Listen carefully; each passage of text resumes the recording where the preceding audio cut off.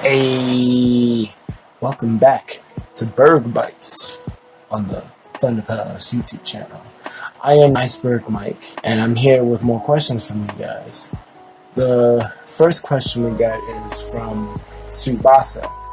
Should people under 12 years old be allowed to make YouTube videos?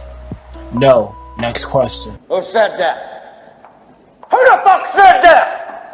Who's the slimy little communist shit twinkle-toed cocksucker down here who just signed his own There's caveats to this, because I feel like anyone who's competent enough should be able to do whatever they want, but I've seen some videos from people who are older than 12 that look like they shouldn't be using any editing software at all. So I think it depends on what you're trying to do.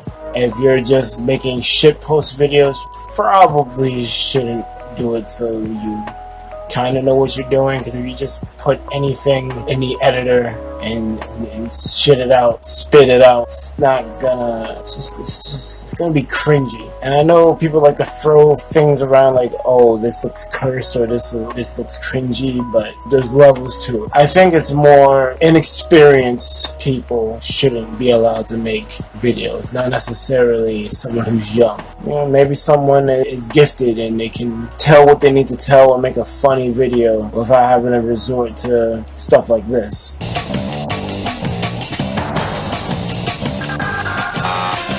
Yeah, kinda that great, right? Yeah, you can do whatever you want to do. Do whatever the fuck you want to do. Just know that not everyone's going to be receptive to what you're doing. 12-year-olds can make videos all day, but you gotta be somewhat competent in making a good video. And that's not easy. Alright, next question. This one is from Peasant Woman. What do you think is the best way for an indie creator to get their name or to get known by the larger world? I would say use every avenue available, whether you go to local conventions, post your process on YouTube, kind of like make a mini series out of it. This is me making level 1. This is me making level 2. This is me debugging. This is me writing down the story. Like, just bring attention to yourself for the thing that you're making. Maybe even get a Kickstarter going. Like, use everything that you have, because you don't have the budget of a AAA video game studio to make these crazy looking commercials that you can, well, you gotta pay for them to be thrown onto TV, and you probably gotta pay YouTube and whoever, like, to have your ads put on their platforms. But you can just make videos and promote it yourself. Go into, like, if you're making a RPG, go into communities that are like they're into RPGs. Be like, yo, this game developed as a demo or something. Probably a lot easier for PC developers, because you can just share your work on different things online. But if you're making something for a console, it might be a little different. For the PC platform, I would just post videos of the progress of my game, see if I can get other people in different communities excited for it, and just see how to play it out there. I don't think everyone is Scott Cawthon and, you know, they just release a random game that they didn't think was gonna do well because they've been ridiculed and have it go viral and blow up. Not everyone's gonna have his success story, so you gotta put the action forward to get your game and yourself noticed, because relying on things going viral is putting your fate in the hands of luck. You want something that's for sure. And the last question I got is from a bit of epic. How would you compare the first few hours of Super Mario Odyssey to the first few hours of Breath of the Wild? They are two different games. I'm not entirely sure how to answer this one. Super Mario Odyssey is a game that I have not played on stream, but I played a little for myself just to have something that I didn't have to stream. But it got to the point where I had to stop playing because other things like came out, was going down, and I didn't have a chance to beat it. I think I got 5-6 worlds in. So there's no footage of me playing it. There is footage of me playing Breath of the Wild. Yeah!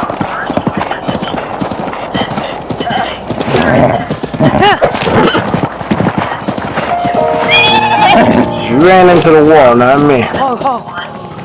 I didn't tell you to go that way. And you know, one's a 3D platformer and the other is like a 3D adventure game. It has some sneaking elements into it, which are weird. It almost felt like I was playing Metal Gear Solid for 2 seconds. Mario Odyssey, I was trying to kind of 100% the game because I was looking for the special coins that they had hidden throughout the level. I probably could have beaten the game had I not done that. I just kept moving through all the different kingdoms. They were all great from what I remember. It's been a while since I played it. But the Sand Kingdom was cool. You got to kind of roll in a ball. So I was kind of like playing like Sonic in that.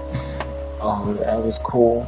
New Donk City was amazing. Like low key, like the peering at it when it was dark and the platform across the beams. That was a really cool touch. I like that a lot. And the Wooded Kingdom was another favorite of mine because I liked how the layout of the level was made, and there was a certain enemy that you would destroy that could, well, not even destroy, you possess it. I gotta remember that Odyssey lets you possess things, which is a really cool ability. And you possess this plant-looking enemy, and it grows legs, and you can like get to higher places, and it's a really cool ability. I hope I could see that and use in other Mario games, but I kind of doubt it. Feels like it was a one-trick pony situation for this particular kingdom, but I liked it a lot. Breath of the Wild, I like the game because it gives me a Minecraft, Metal Gear Solid adventure kind of deal, but the shrines can be somewhat annoying because I'm not entirely proficient with the controls yet. Like sometimes I forget that I can glide, sometimes I forget about the powers like magnesis, cryosis, and the bombs. So I'm like scratching my head and I'm like, oh yeah, right, I can use this. Like once I figure it out, like it becomes cool, but like I kind of wish there was more emphasis on those particular skills. It's like kind of learn about them in the initial shrines, and then that's it. You don't really like, you're not presented with a way to like, you know, this is a section where you could use this. It's not. I don't think there's enough showing, not telling kind of deal with the different abilities. I'm not even sure how they could do that. I think the fact that it's a open world Zelda map, it's hard to like implement that kind of a thing. So it's not really the game's fault. It's probably more mine because I'm just like, yeah, all right, I got this ability, I'm out.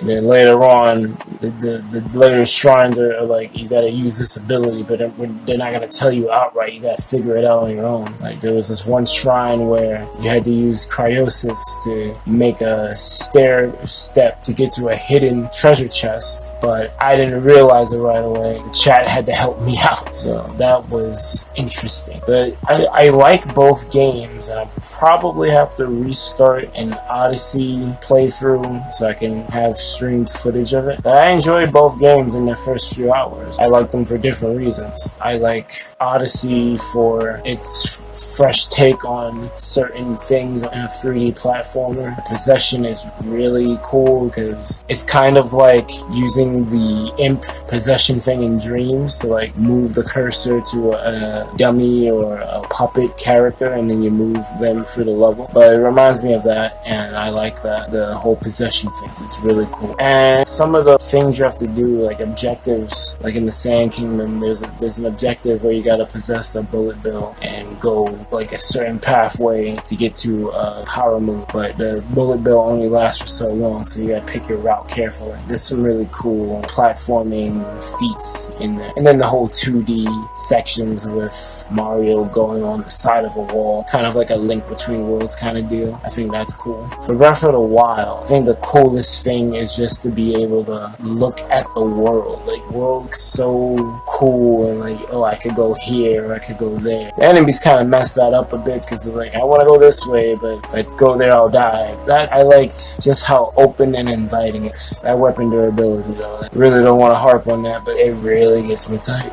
So I have like a cool sword or spear that I pick up that I can only use a certain amount of times before it breaks, and then I'm back to using Boku clubs again. But both games generally feel really well done. Well, Breath of the Wild was technically supposed to be a Wii U game. I don't know if Odyssey was, but Breath of the Wild definitely was going to be a Wii U game. Switch made it become a Wii U and Switch game. From a level design standpoint, what would I add to Odyssey would be, I want to add more cutscenes to it, because gameplay wise I think it's pretty solid, but Mario games suffer from a lack of story, and there is a story being told in Odyssey. At least like I was kind of spoiled for the ending or at least post ending of Odyssey. Princess Peach gets to travel to the different kingdoms, different costumes and whatnot, so it's kind of like a world tour, so to speak. Whatever planet,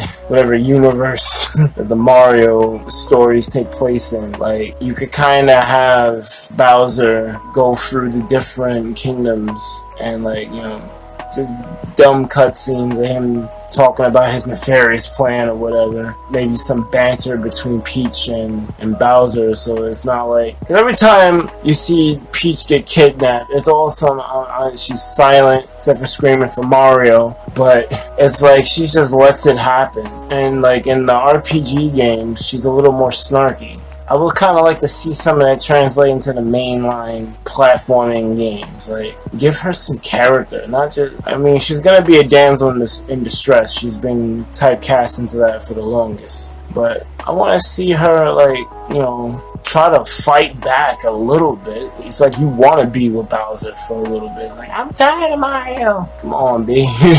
So that's what I would improve for, I guess, Odyssey 2. I don't think you can really do much with the first game. What would I improve in Breath of the Wild? I would get rid of weapon durability ASAP. I would get rid of this whole Korok seeds, increase your inventory. Find a different use for the Korok seeds. And in terms of weapons, if you really want me to drop using a weapon and grabbing a different one, have them be blocked by level. Like, give Link some levels. Like, every time he defeats something with something, no matter what, he gains, like, experience points. And when you get higher experience points, you can then use certain items. That would make Zelda an RPG. Zelda is an adventure game anyway, so you might as well throw in some RPG elements. Why not? I feel like the level system would work better than weapon durability, because it keeps the different weapons in, but your weapon doesn't break. You can have all the same weapons you have,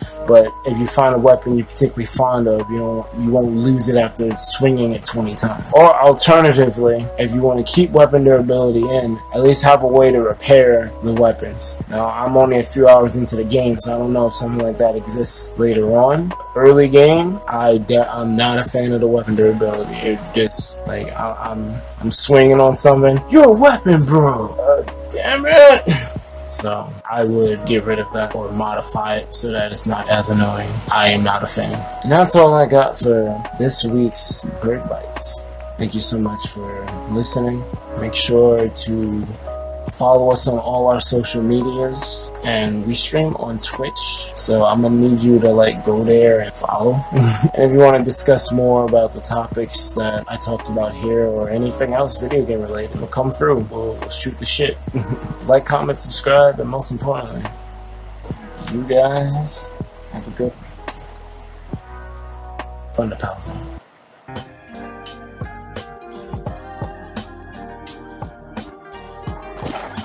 I feel like I'm just getting lost.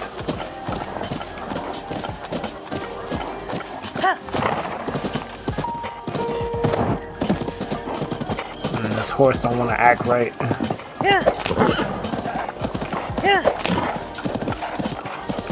Definitely getting the Dragon Quest vibes where it's getting lost. Alright.